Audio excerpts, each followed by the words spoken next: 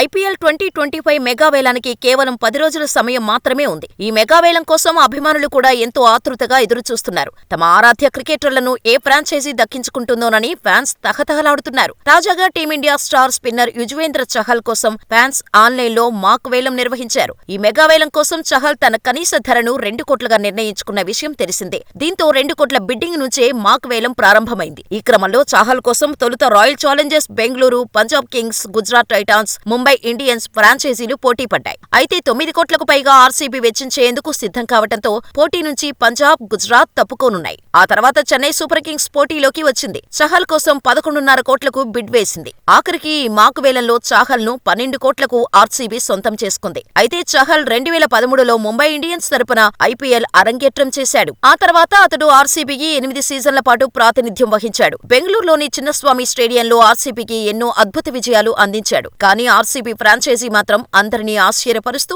IPL 2022 mega వేలానికి ముందు విడిచిపెట్టింది. దీంతో వేలంలోకి వచ్చిన అతడిని రాజస్థాన్ రాయల్స్ సొంతం చేసుకుంది. రాజస్థాన్ తరపున తొలి సీజన్లోనే పర్పుల్ క్యాప్ ను చహల్ గెలుచుకున్నాడు. ఇప్పుడు రాజస్థాన్ కూడా చహల్ మెగా వేలంలోకి విడిచిపెట్టింది. ఈ మెగా వేలంలో చహల్ ను ఆర్సీబీ మళ్లీ సొంతం చేసుకునే ఛాన్స్ ఉంది. కాగా చహల్ ప్రస్తుతం ఐపీఎల్లో లీడింగ్ వికెట్ టేకర్ గా కొనసాగుతున్నాడు. ఈ క్యాష్ రిచ్ లీగల్లో ఇప్పటివరకు 155 మ్యాచ్లు ఆడిన చహల్ 22.12 సగటుతో 200 వికెట్లు పడగొట్టాడు.